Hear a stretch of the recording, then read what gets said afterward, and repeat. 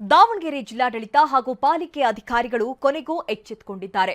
15 ವರ್ಷಗಳಿಂದ ಸರ್ಕಾರಿ ಜಾಗ ಒತ್ತುವರಿ ಮಾಡಿಕೊಂಡಿದ್ರು ಸುಮ್ಮನಿದ್ದ ಅಧಿಕಾರಿಗಳು ಈಗ ಕ್ವಿಕ್ ಆಕ್ಷನ್ ಸ್ಟಾರ್ಟ್ ಮಾಡಿದ್ದಾರೆ. ನೆಲೆ ಇಲ್ಲದೆ ಕಣ್ಣೀರು ಹಾಕ್ತಾ ಇದ್ದ 36 ಕುಟುಂಬಗಳಿಗೆ ಸೂರಿನ ಭಾಗ್ಯ ಕಲ್ಪಿಸಲಾಗಿದೆ.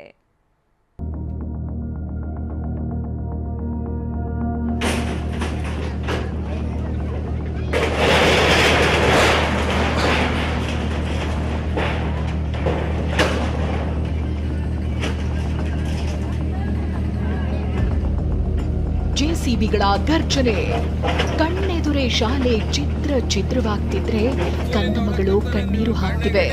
ಇದೇ ಜಾಗದಲ್ಲಿ ಸೂರು ಸಿಗತ್ತೆ ಅಂತ 36 ಕುಟುಂಬಗಳು ಖುಷಿಯಲ್ಲಿವೆ.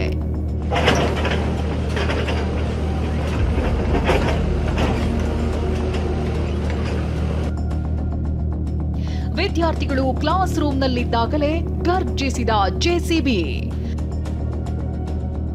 ಮಕ್ಕಳನ್ನ ಹೊರಗೆ ಹಾಕಿ ಶಾಲೆ ಕೆಡವಿದ ದಾವಣಗೆರೆ ಪಾಲಿಕೆ ಅಧಿಕಾರಿಗಳ ಕಾರ್ಯವೈಖರಿಗೆ ತೀವ್ರ ಆಕ್ರೋಶ ವ್ಯಕ್ತವಾಗ್ತಿದೆ. ಎಸ್ಒಜಿ ಕಾಲೋನಿಯಲ್ಲಿ ಕಳೆದ 15 ವರ್ಷಗಳಿಂದ ನಡೆಯುತ್ತಿದ್ದ ಖಾಸಗಿ ಶಾಲೆಯನ್ನ ತೆರವು ಮಾಡಲಾಗಿದೆ. ಪಾಲಿಕೆಯ ಜಾಗದಲ್ಲಿ ಅಕ್ರಮವಾಗಿ ಶಾಲೆ ಕಟ್ಟಿದ್ದಾರೆ ಅಂತ ಇವತ್ತು ತೆರವು ಮಾಡಲಾಯಿತು. ವಿಪರ್ಯಾಸ ಅಂದ್ರೆ ಮಕ್ಕಳು ಕ್ಲಾಸ್ ರೂಮ್ನಲ್ಲಿದ್ದಾಗಲೇ ಎಂಟ್ರಿ ಕೊಟ್ಟ ಅಧಿಕಾರಿಗಳು ಎಲ್ಲರನ್ನ ಹೊರಹಾಕಿ ಮಕ್ಕಳ ಕಣ್ಣೆದುರೇ ಶಾಲೆ ಕಟ್ಟಡ ಕೆಡವಿದ್ರು.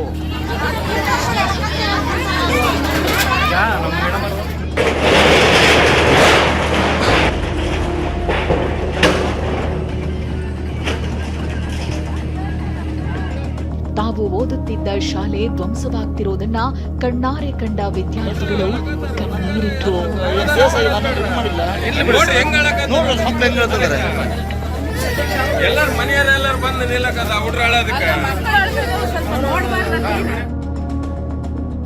ಶಾಲೆ ಇದ್ದ ಜಾಗದಲ್ಲೇ 36 ಕುಟುಂಬಗಳಿಗೆ ಸೂರಿನ ಭಾಗ್ಯ. ಅಂದ್ಹಾಗೆ 15ರಿಂದ 20 ವರ್ಷಗಳಿಂದ ದಾವಣಗೆರೆಯ ಲೋಕಿಕೆರೆ ರಸ್ತೆಯ ರವೀಂದ್ರನಾಥ್ ಬಡಾವಣೆಯಲ್ಲಿ ಅನೇಕ ಕುಟುಂಬಗಳು ನೆಲೆ ಕಂಡುಕೊಂಡಿದ್ವು.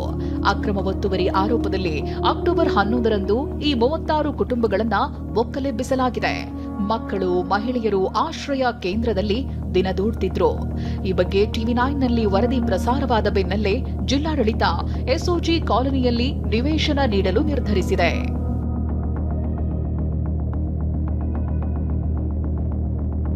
ನಮಗೆ ಜಾಗ ತೋರಿಸ್ತಾ ಇದಾರಲ್ಲ, ಹೋಗಿರೋ ಜೀವ ಮತ್ತೆ ಬಂದಂಗಾಗಿದೆ. ನಮಗೆ ಬದುಕಕ್ಕೆ ಒಂದು ಅವಕಾಶ ಸಿಕ್ತಲ್ಲಪ್ಪ, ನಮ್ದೇನು ಮುಗ್ದ ಹೋತೇನೋ ಅಂತಂದೇಳಿ ಜೀವನನೇ ಮುಗ್ದಕ್ಕಂತ ನಿರಾಸೆಯಾಗಿ ಕೂತ್ಕೊಂಡಿದ್ವಿ.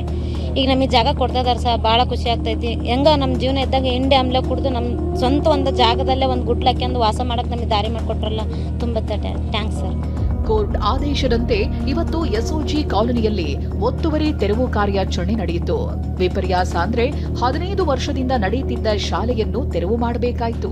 ಇದೇ ಜಾಗದಲ್ಲಿ ಈ ಸಂತ್ರಸ್ತ ಕುಟುಂಬಗಳಿಗೆ ಆಶ್ರಯ ಮನೆ ಯೋಜನೆಯಡಿ ಜಿಲ್ಲಾಡಳಿತ ಮನೆ ನಿರ್ಮಿಸಿ ಕೊಡಲಿದೆ.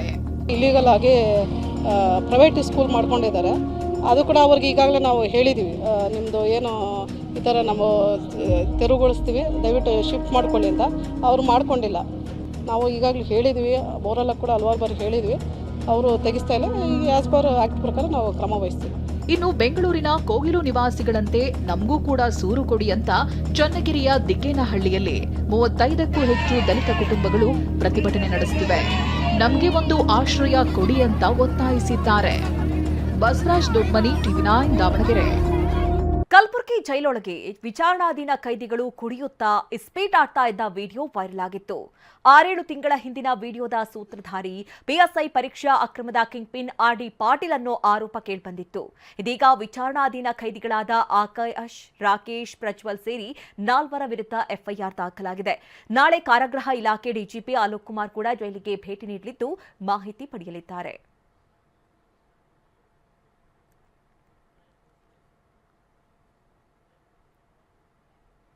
ಇದೀಗ ರಾಜ್ಯದ ಇತರೆ ಸುದ್ದಿಗಳನ್ನು ಫಟಾಫಟ್ ಅಂತ ನೋಡ್ಕೊಂಡು ಬರೋಣ.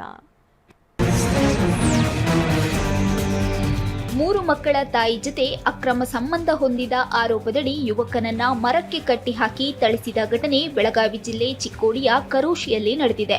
ಯಕ್ಸಾಂಬದ ಅಕ್ಷಯ್ ಕಲ್ಲಟಗಿ ಏಟು ತಿಂದವನು. ವಿವಾಹಿತ ಮಹಿಳೆ ಭೇಟಿಗೆ ತೆರಳುವಾಗ ಮಾರ್ಗ ಮಧ್ಯೆ ಆಕೆಯ ಪತಿ ಮತ್ತು ಸೋದರ ಅಕ್ಷಯ್ನನ್ನ ಮರಕ್ಕೆ ಕಟ್ಟಿ ಹಾಕಿ ಥಳಿಸಿದ್ದಾರೆ.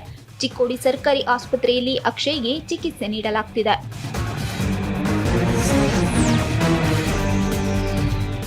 ಸಾಮಾಜಿಕ ಜಾಲತಾಣದ ನೆರವಿನಿಂದ ಮಧ್ಯಪ್ರದೇಶ ಮೂಲದ ವೃದ್ಧ 1.5 ತಿಂಗಳ ಬಳಿಕ ತನ್ನ ಕುಟುಂಬವನ್ನ ಸೇರಿದ್ದಾನೆ.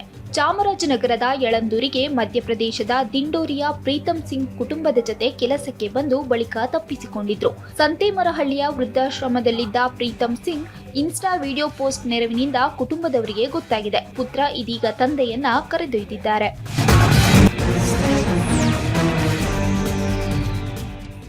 ಬೆಳಗಾವಿಯ ಹಿಂಡಲಗ ಜೈಲಿನಲ್ಲಿ ಕಳೆದ 10 ತಿಂಗಳಿನಿಂದ ಕೈದಿಗಳ ಕೂಲಿ ಹಣ ಬಾಕಿ ಉಳಿಸಿಕೊಂಡಿದೆ.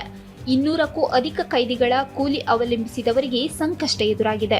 ಜೀವಾವಧಿ ಶಿಕ್ಷೆಗೊಳಗಾದ ಕೈದಿಗಳಿಗೆ ನಿತ್ಯದ ಕೂಲಿಗೆ 524 ರೂಪಾಯಿ ಪಾವತಿಸುತ್ತೆ. ಇದು ತಿಂಗಳಿಗೆ ಸರಾಸರಿ 15,000 ರೂಪಾಯಿನಷ್ಟಾಗುತ್ತೆ. ಗ್ಯಾರಂಟಿಗಳ ಹೊರೆಯಿಂದ ಸರ್ಕಾರ ಜೈಲಿನ ಕೈದಿಗಳಿಗೂ ಕೂಲಿ ಪಾವತಿಸಲು ಹೆಣಗುತ್ತಿದೆ.